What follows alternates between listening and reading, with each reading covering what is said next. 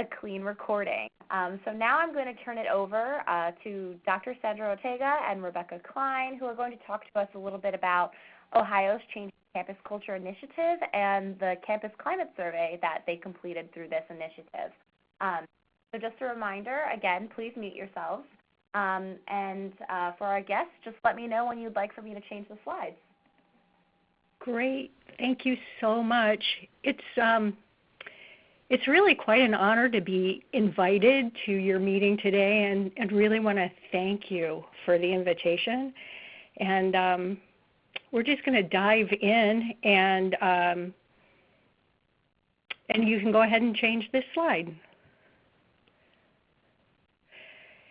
And I'm going to start by saying that the Changing Campus Culture Initiative came out of quite a long history of collaboration among state agencies, both the DV and SV coalitions in our state, the statewide LGBTQI organization, campuses, and a whole lot of others had been collaborating for years, probably since 2009, before the Changing Campus Culture Initiative came in to play.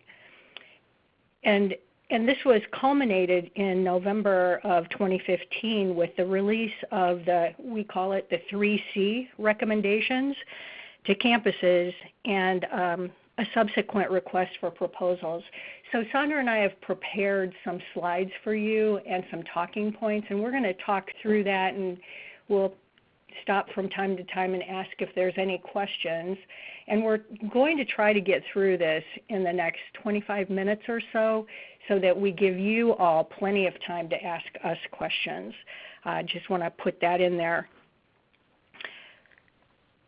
So, like I said, the 3C initiative really started in November 2015 with the release of a request for proposals after the recommendations were published out to the broader community. And when the request for proposals was issued, we reached out to discuss with our sister coalition, the Ohio Alliance to End Sexual Violence, the best approach for us to respond collectively to the RFP. And even though all the federal guidance clearly indicates that campuses need to respond and work to prevent both domestic violence, dating violence, stalking, and sexual assault on campuses, the language of the RFP and nationally really reflects more and is focused more on sexual assault than dating and domestic violence and stalking. So as a result, because ODVN had expertise in campus climate surveys, and Sandra will talk a little more about that and how we got that expertise, we agreed between the two coalitions that ODVN would request funding to become the vendor for campus climate surveys, and OASV would offer a proposal for training and technical assistance. And of course, then ODVN became a subcontractor on OAESV's proposal, which is kind of interesting. Sandra, is there anything I'm missing in that walkthrough history? No, I think you've covered it well. Thank you. You could change to the next slide. And this picture here is a picture of the guidance that I mentioned earlier. This is the second edition of the Safer Campus document that we authored collaboratively back in 2010, and it's really out of this document that the 3C initiative was derived from. Is there any question about anything so far, or Sandra, is there anything? If not, I'm going to turn it over to Sandra for the next few slides.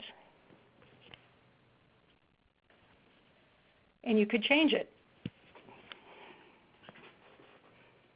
Well, I'm just very excited that you actually have an evaluation work group, because oftentimes when people go into these types of tool development and trying to determine what's feasible and realistic with the resources that folks have, oftentimes there isn't a work group called evaluation. So I'm very thrilled that y'all are doing this as a work group called evaluation work group.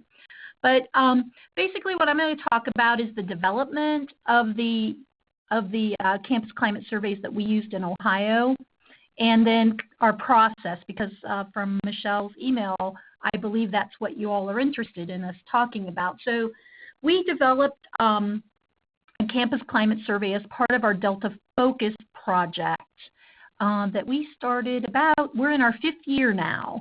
So about 4 years ago, we started collecting information on different types of surveys that were across the country asking questions about sexual violence, domestic violence, sexual harassment and assault, and dating violence.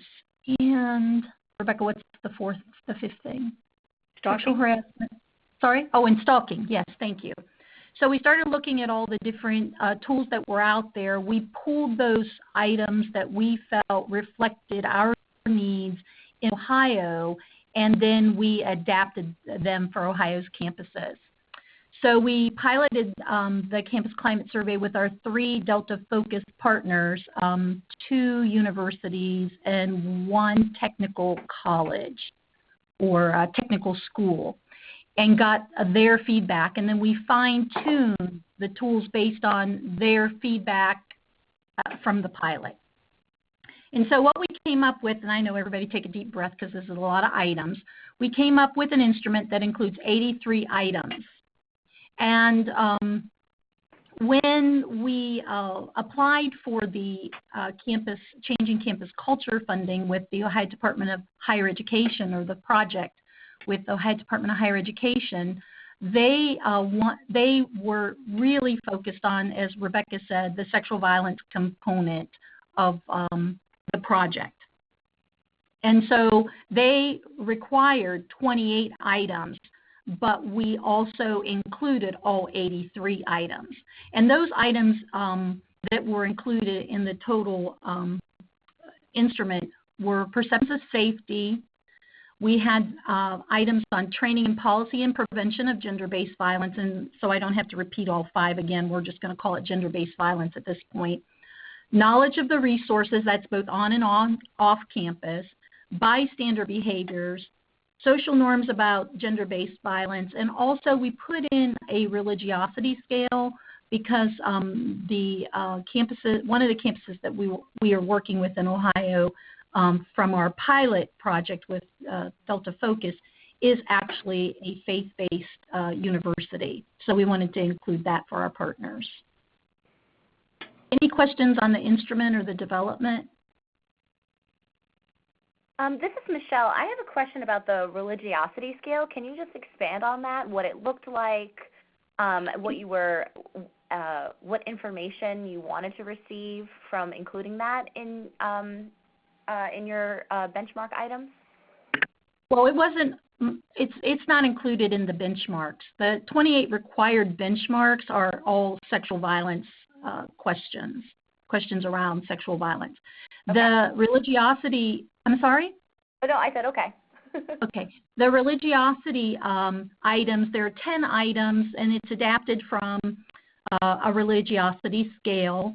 And basically what we wanted to do is see if there was any type of correlation between, or relationship, I'll just use the word relationship, between the student, faculty, staff's perceptions of safety on campus, as well as their bystander and social norms items. So that would help, especially the faith-based universities or partners, that would help them understand how to go about doing some strategic planning around at their campuses around those types of factors. Interesting. Does that help explain? Yes, very much so. Thank you. You're welcome. And you can, anybody else with a question? If you can just clarify, I'm sorry, this is Jennifer. So you were saying this was developed to help faith-based organizations on campus? Or was it the colleges and universities that were more of a faith school. Sandra? So this is Rebecca, and I'm not sure what happened with Sandra. Oh, I hear you. I'm sorry. For some reason, I clicked mute. Okay. It was the second part of your question. It was specifically for faith-based or faith-based universities or campuses.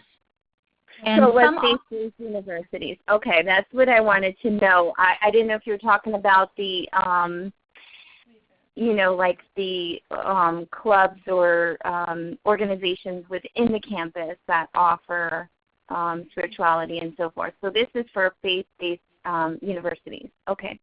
Yes, correct. I'm sorry, I'm muted. Okay, you can change to the next. Oh, you're welcome. You can change to the next slide. So we have 87 universities, colleges, institutes of higher education in the state of Ohio.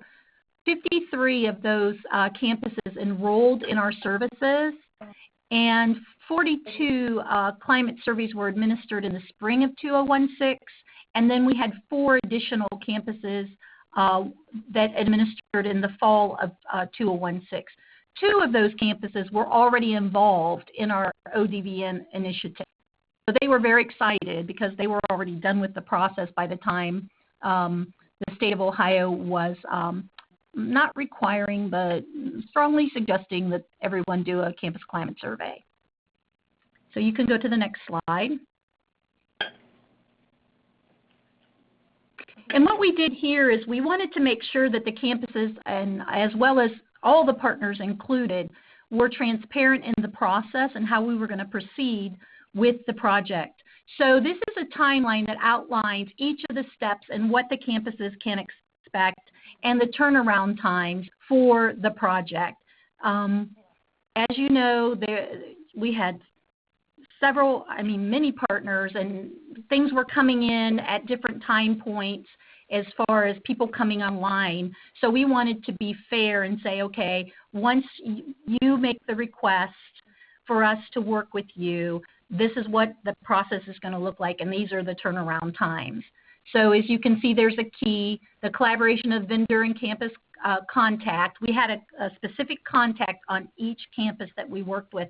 That was really important because if you have 5 or 6 different people, it makes it really confusing. So we had one point of contact on campus.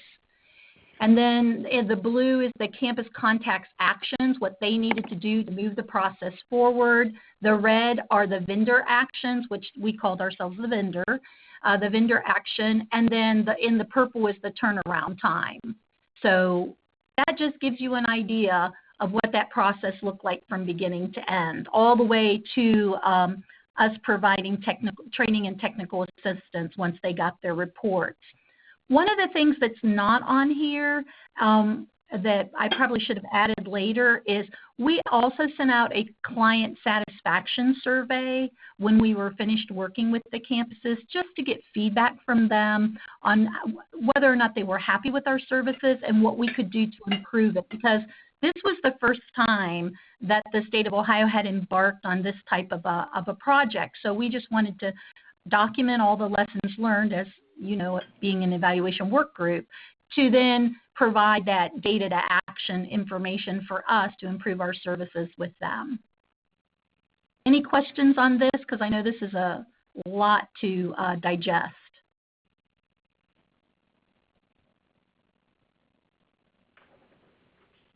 Hearing none, we can move to the next slide. All right. Rebecca, you want to go through these, Rebecca? I will. Thank you, Sandra. You're welcome. Yeah, and I think it's unusual for a state domestic violence coalition to be as a vendor for campus climate surveys. I don't know of any others across the states, and if you do, please let us know. It'd be interesting to compare notes with any others that are embarking on this, and if you are, I hope that our our lessons learned are helpful to you. And we wanted to share some key findings with you. And as you can see here, there are some things that we found pretty interesting. We thought it was interesting that 75% of the respondents were women. And that makes us assume that men on campus don't see themselves in the same way as women do as stakeholders in the issues. And we in Ohio are really contemplating what we need to do to engage more men on campuses so that they do feel like sexual assault, domestic violence, dating violence, and stalking are their issues. I know you probably know Tony Porter, and Tony Porter would say, until the men say it's going to stop, it won't stop. So we really need to figure that one out. And then the other thing we found interesting was that nearly half of participants reported that their peers support social norms that are risk factors for gender-based violence.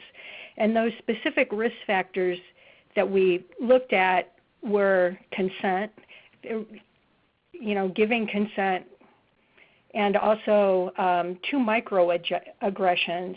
He throws like a girl and don't act like a sissy. And we figured that if people ascribe to that language and to those norms, that would tell something about the campus. Sandra, is there anything that I'm leaving out here? No, I think that's clear. Next slide, please. Can I ask a question on that? Sure. So you're 75% of the respondents to the survey that was sent out? Yes. Okay. When you look just across all the 48 climate surveys that we conducted during 2016, roughly 75% of all respondents were women. Okay, so this was across 48 climate surveys in 2016. Correct. Yeah. Yes. Thank you. You're welcome.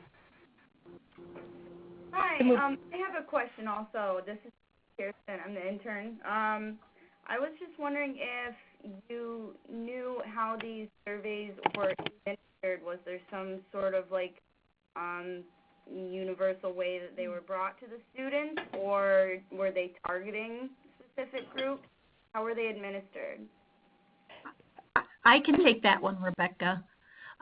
Kirsten, what we did was we sent a link to the universities because we did not want to be responsible for having student ID information. And plus, universities are just not going to share that with us, or staff faculty information. So then the universities or the campus partners went and used their different means of communication with their campus community to distribute and administer that link. So they used different marketing strategies. They also used, it was as unique as each of those campus partners. Does that answer your question? Yes, thank you. Mm-hmm. Sandra will talk a little bit more in lessons learned about some of the things that we learned along the way as well. If there's no more questions, we can go to the next slide. So I don't know about you, but I think that this is kind of interesting that, when you look across all the data, almost all the respondents were highly confident that their campus would respond fairly to incidents of gender-based violence. And at the same time, students reported having significantly less training in policies and procedures related to, how they're going to respond than campus employees. And I just think that that's kind of interesting that there's such a high trust level there with students when they come onto campus. They have a lot of confidence that the campus is going to do right by them. At least that's what our findings suggested. Any questions about that?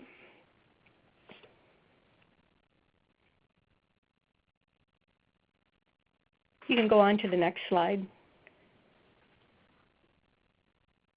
And here we thought this was interesting, and we've had considerable discussions about this in Ohio.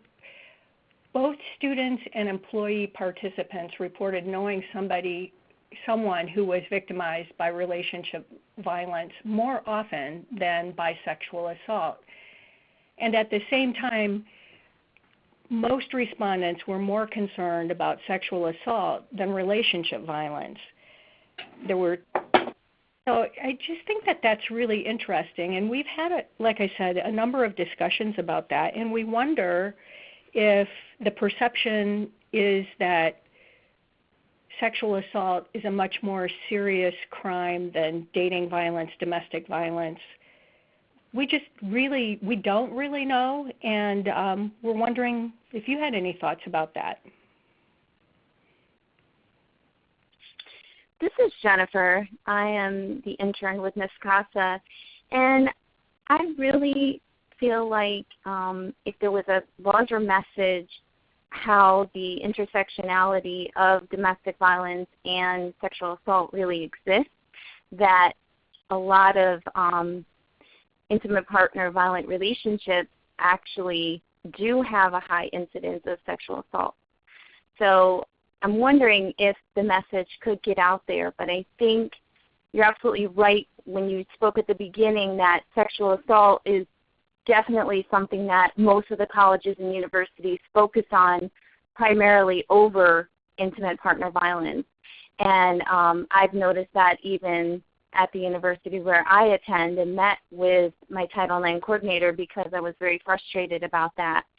So I think my opinion is people view that differently because they think of their intimate partner as, that's one thing and sexual assault is another thing, but yet they're so interlinked most of the time.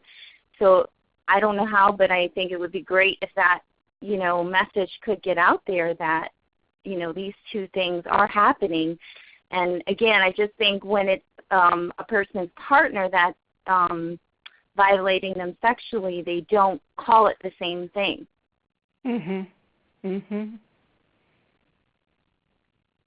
That's great feedback. And I completely concur with you on that. Anybody else want to say anything about that?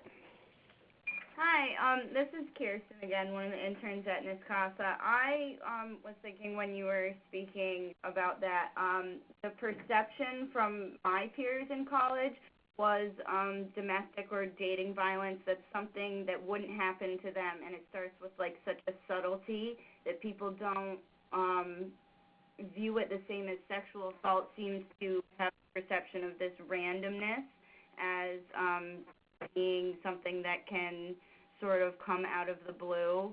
I don't know if that would have something to do with it, but there is like a more severity attached to the idea of sexual assault and partner violence. There's a lot of women that I interacted with would say, I wouldn't be with somebody if they treated me such a way, but anybody can go and be intoxicated and sexually assaulted, so maybe there's like a randomness factor that goes along with that. Yeah, who knows? And I think a lot of the blue light boxes on campuses are partly a result of that sense of, sexual assault. If people, it's more likely that people will be randomly victimized by sexual assault than dating violence and domestic violence. And what we know, of course, is that like the other woman said, they're so intersected that it's hard to unpack. And that's really how we like to approach our work here in Ohio, that, they happen together far more often than they happen separately. This is Michelle. I have a question about the construction of the Campus Climate Survey. I'd like to know, did you create different sections to ask questions on different forms of violence? so was one section devoted to questions around sexual violence, so utilizing the phrases sexual violence, sexual assault, Yes. rape, et cetera, and then another section devoted to domestic violence, so using terminology connected to that, or were the questions intersected? No, we used distinct, and we offered definitions in the front of the document, as well as any time we referred specifically to one of those 4 forms of gender-based violence. Okay. So there were 4 sections where you asked questions specifically about stalking or asked questions specifically about sexual assault, right? Yes, Correct. that's correct. All right. Interesting. Thank you.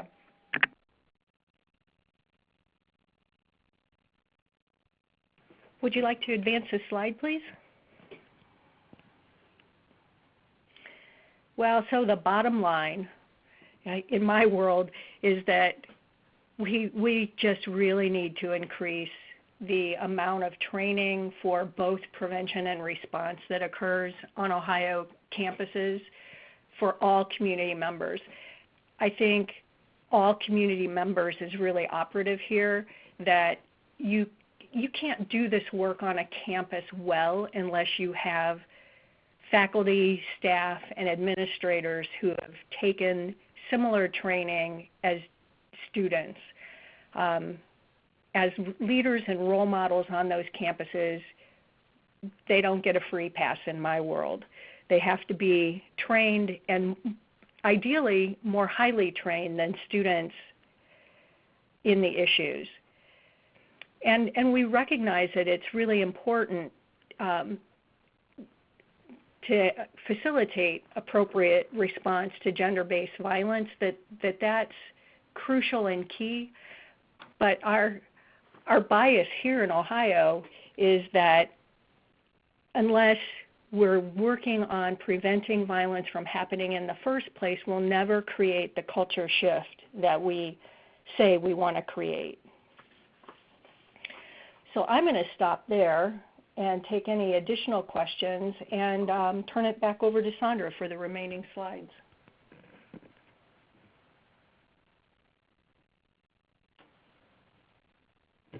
Okay, thanks, Rebecca.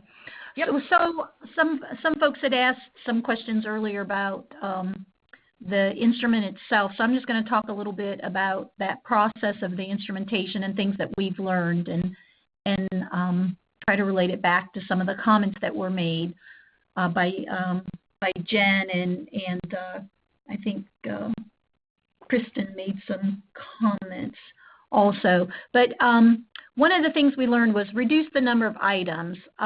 So it was a long questionnaire, and some of the campuses offered incentives and some campuses didn't.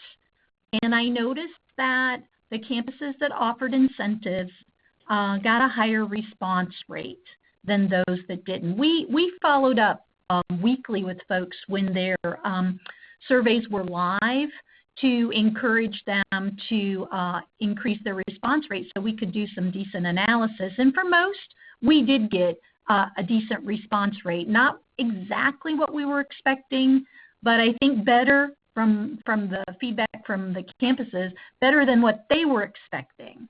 But we do intend to collapse some of the items into a general category called gender-based violence, and I think that gets back to the comment about the intersectionality. And we will define gender-based violence as those types of violence that we separated out earlier in the earlier version. And then work closely with campus contacts to ensure that the institution review board applications are completed as needed and the instrument is adapted for their needs. Now, we worked with 48 campuses. Some of them wanted the religiosity scale, some of them didn't. Some of them have different types of groups on campus. You need to kind of get an inventory of what those groups are in case they want those groups identified, like students who live on campus, students who don't live on campus. students who are in varsity athletics or some other kind of group. So when they're using the data for strategic planning purposes, that they can focus on the results specific to that group. So we did a lot of adaptation of tools based on what the campuses wanted. The only items that we absolutely would not change were those 28 required items that ODHE said, no, we're not changing any of those. Okay, so next slide. Build in plenty of review time for your camp partners before finalizing any tool you're going to use for administration.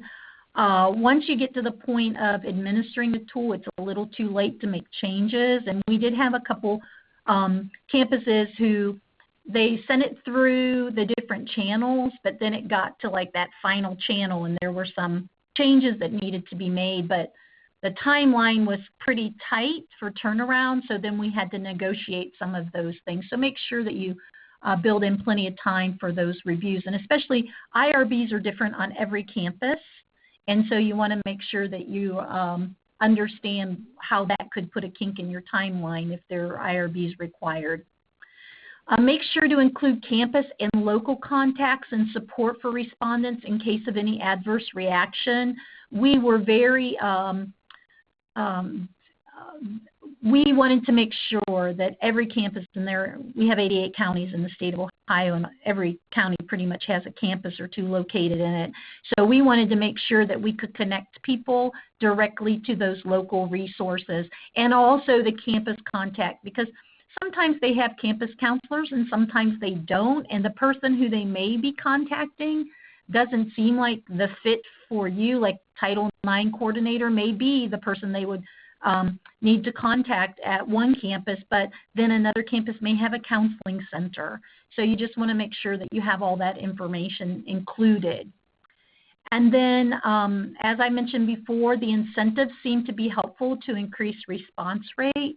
Now, using incentives for some campuses was considered unethical because it was considered as coercion, whereas other campuses, their IRBs didn't have any problem or any issue with that. So just kind of, again, know what those challenges might be, if there are any, if there's a desire to do any kind of incentives. And we have a tip sheet on that. You can advance to the next slide. That tip sheet is actually out on that ODHE website. So if you go there and CCC/resources and page down, you'll find all kinds of useful resources there. Yeah. The only thing that won't be there anymore is that timeline that I provided you at the beginning, and that's one of the reasons I added it to this slideshow, because it's no longer on the ODHE website, and I wanted y'all to have it because it really helped us a lot.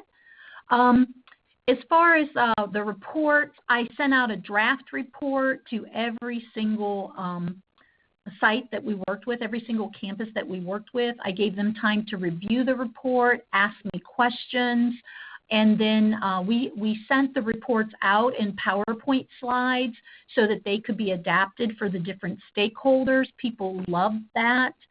We got a lot of positive feedback about that because they want to share them, but who wants to have a technical report to share with various stakeholders on campus? That I've learned in my 25 years of doing evaluation that I'm going to keep the academic reports for my academic life and offer stakeholder-friendly reports for those people who are sharing with stakeholders.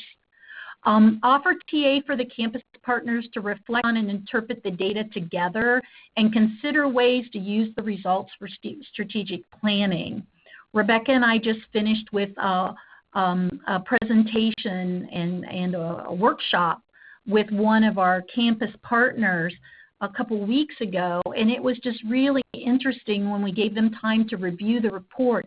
They were coming up with all of these ideas for strategic planning purposes of how to use the data and how to use it better, and they were giving us ideas actually about this next administration of campus climate survey for their campus, how to improve on it, and really how to engage the males on campus, because that seemed to be an issue across our 48 partners, was engaging males in actually participating in the survey.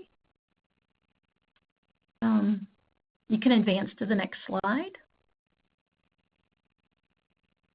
Oh, this is one of those times for a pause and ask if you all have any questions on the slides that I just went over. This is Michelle. I was wondering, have you started thinking about your next iteration of campus climate surveys and how you're going to increase male participation? Absolutely, we have. Yes, I have some ideas about marketing. And remember, when you're working with different institutions across the state, you can recommend ways to market, but you're not sure that they're actually using those recommendations as their marketing. So we have some ideas on making some changes actually to the marketing tools for our campuses that we're working really closely with for the Delta Focus project, and some other ideas that we have as far as making some changes to the length of the questionnaire. And yeah, we have some ideas on what we're going to do next. Great, thank you. Mm-hmm. Other questions?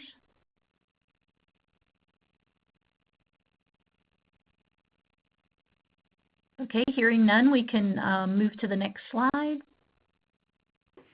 So here's some lessons learned from data analysis and reporting. Since you're our evaluation work group, I'm thinking that you're probably going to have to do some coding. And so you want to double check whatever tool you're going to use to get that survey out there. I know there are different ones, and depending on where yours rests, you could use Qualtrics, or you could we use SurveyMonkey. You want to make sure that you double check all your coding to make sure it's in the format for whatever types of analysis you need to do, so you reduce your need for recoding. So if you have data that might read one low, 5 high, and then you turn it around and have some that are 5 low and 1 high, that's going to create some recoding.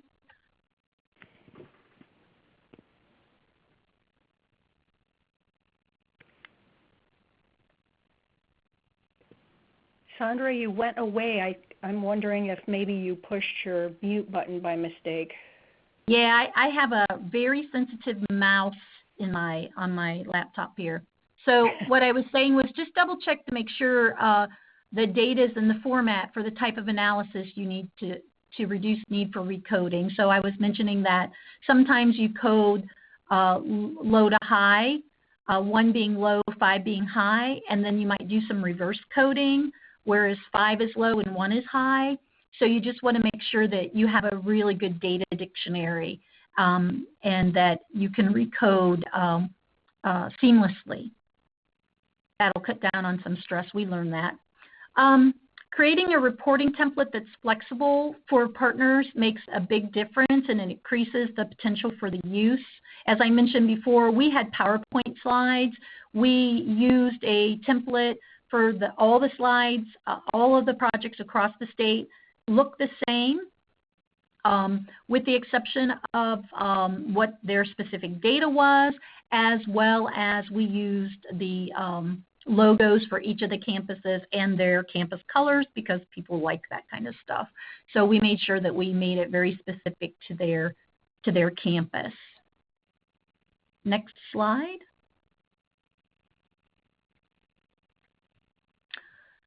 Oh, yes. When we were out and about, and not only that, but when people were calling me or talking to me, they were asking, they're just interested in comparing with their peers. Of course, we can't share data with anyone except that specific campus we're working with. But I found out that folks meet on a regular basis between themselves. So I said, you all can share your data amongst yourselves if you like, but I can't share. But they are interested. What the state put together on the ODHE website is a comparison of the 28 benchmark items, and you can go in there, and folks have been asking for that, and so I'll say, well, that's on the website, so you can go ahead and look at that, but I can't share your peers' data. Campuses are very guarded about their data, so you want to make sure that you have clear data sharing contracts and agreements up front. Some folks are like, oh, I don't care if you share my data, it's fine if it's going to help, the greater good, and other folks are like, no, I don't feel comfortable with that. Just have all that information taken care of up front, so there's no, so everything's transparent and everybody walks away a happy camper. Make sure the data is in a format that works for the campus partners. Many of our campuses only use Excel, and some had older versions of SPSS, which is what I use for any type of data analysis. So even those who had SPSS, some of them had earlier versions of SPSS. So if you're going to share your data, just make sure that you share it in a format. I mean, if you're going to give them their data back, I should say, make sure you give them their data back format that they can use. And that takes some work going back and forth sometimes. And we use Dropbox with password protections when we shared documents back and forth, which I found was really helpful, but some people don't know how to use Dropbox, so that also had some some turnaround time and some training and technical assistance that was needed for folks to learn that. Any questions? Sandra, I want to mention that when, Sandra mentioned about making sure you have clear data sharing contracts and agreements up front. One of the things that we didn't think about when we entered into our agreement with the Ohio Department of Higher Ed, that it might be really interesting to have a single data set. And we asked campuses if they would allow us to aggregate their data for additional analysis. And we didn't get a huge, overwhelming response about that. If we had created at the beginning of the project that was what was going to happen, it would have been a whole different ball game. So think about those things and find out from your campuses the general feeling about whether they would want to participate in such a project. Yeah, especially from an academic perspective, I think sometimes, if you have an aggregated data set that can contribute to the overall understanding of an issue, I think that that's really helpful. But folks, again, as I said, they're very guarded about their data. So, and that's understandable. But if you have those agreements up front, it really will make it more smooth sailing for you throughout the project. Yeah. Next slide, please. Oh, and that's ready our for questions. Information. Yeah. So we can field just general questions or feedback, anything y'all want to share. Yeah, well, first of all, this is Michelle. Thank you so much for joining us today and discussing the different thoughts and plans that went into your really exhaustive campus climate survey and the different support that you provided to campuses in Ohio. I know I'm really interested in what your next steps are in utilizing this data. Rebecca, do you want to talk about that a little bit, what we've done so far? Well, I'm not even sure how to respond to that in terms of next steps.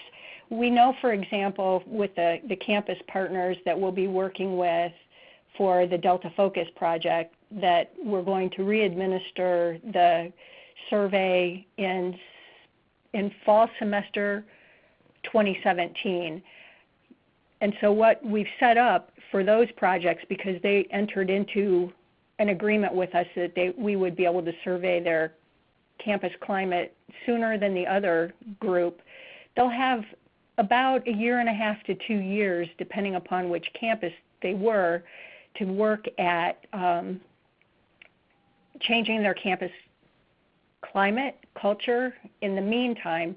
So the original data is considered baseline data, and we'll have comparison data, and then we'll report out to the CDC about whether or not we were able to get them to uptick in their perceptions of safety on campus from baseline. We're hoping to see a 10% increase, and in many respects that seems like a whole lot.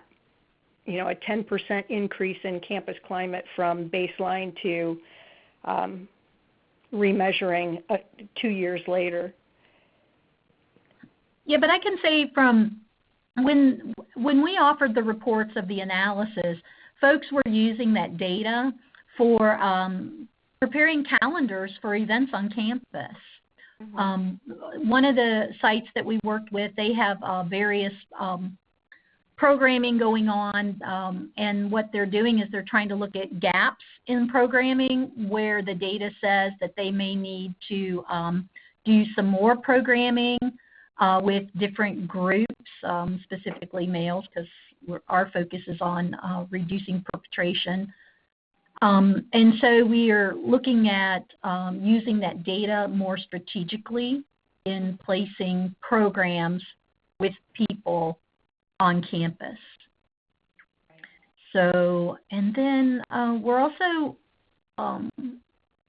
trying to work with the campuses so we can look at where those gaps are. And then I've also had some campuses say, well, we've got these things going on. Can we evaluate whether or not they're working? And so hopefully what we'll see with the, they're already moving ahead, you know, to the next administration of the campus climate survey. So some of that may come out in the campus climate survey of every administration, that some of these things have been working. And so we're seeing some changes in those different places, bystander intervention, for example, and perhaps some social norms change. Right. Excellent. Thank you. Any other questions from our those who've joined us on the call?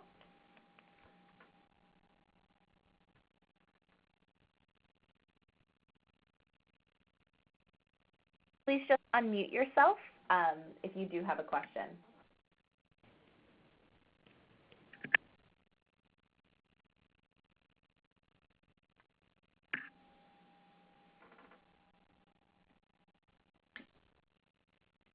Well, this is Rebecca again, and if you all are going to be doing some kind of campus climate surveying in your state, I really hope that the companion to the Ohio Department of Higher Ed in your state, whether it's the Board of Regents or a Department of Higher Ed, will support your efforts, and because that really was meaningful for us. If it hadn't been for the Ohio Department of Higher Education really recommending to campuses that this is something that needs to happen, and we're going to hire a vendor so that you don't have to pay for this, it doesn't have to come out of your budget. The state of Ohio is going to support that to happen. That really made a big difference, and the institutions that didn't enroll for vendor services, most of them, I think in Carrie's report, every single campus in Ohio had conducted some sort of a climate survey, if it wasn't ours, by the end of the project period, which was November of 2016. So I hope for all your sakes that you are able to garner some really meaningful collaboration and support from your state departments. Well, unfortunately, the way it works here in New York at the moment is that a piece of state legislation known as Enough is Enough mandates that universities complete campus climate surveys every 2 years. So the onus of responsibility is on the university itself to develop and administer the campus climate survey to their university community. Wow. So that's how it's working here right now. But the SUNY system is developing a example campus climate survey that they are going to be sharing for free, I believe, this summer. Nice.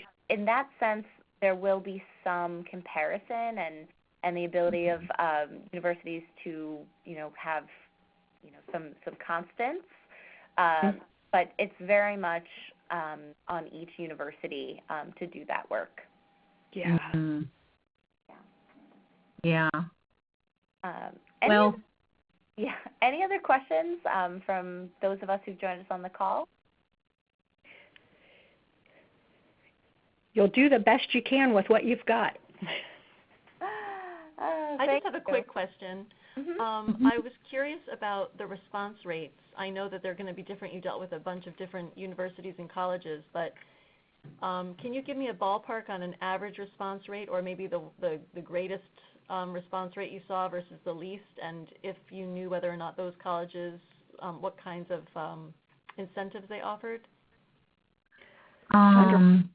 You. Yeah, we tracked all that. I'm trying to think. I think, let's see, for each campus, let me give you a little background on that. For each campus, we gave them the preferred response rate, which was basically the response rate that we would need in order for the data to be generalizable at a statistically significant, I think it was at 0.05. So I just went in and gave them those, like how many would have to respond. And I think our highest response rate based on that is like at 90, I'm going to say like, well, we had some that reached that. We had several that had a large enough sample size that we could do analysis that was generalizable.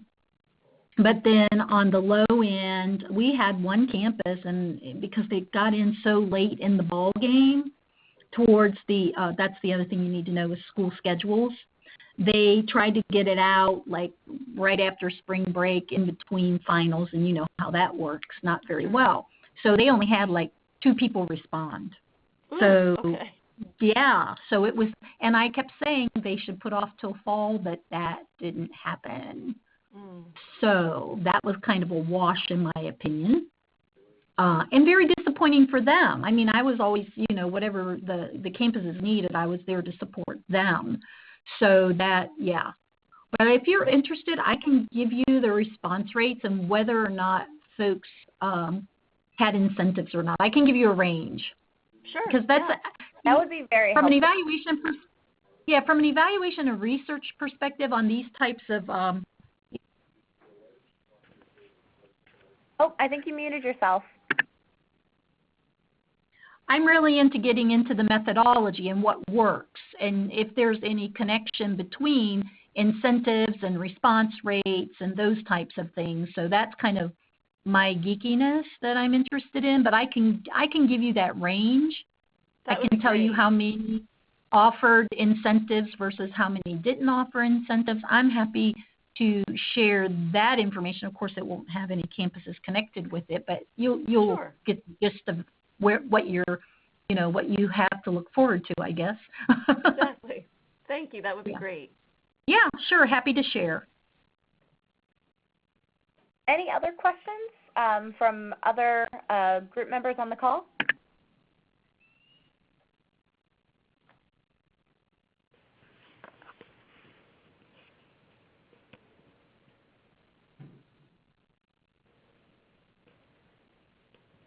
Okay, great. Well, I wanted to thank both of you, Rebecca and Sandra, so much for taking the time out of your day to walk us through what you've done in Ohio. It's really always great to hear from people outside of the state because, regionally everyone has different concerns and issues, and it's great to hear the things that you're all working on and how they correspond to what we're working on here in New York.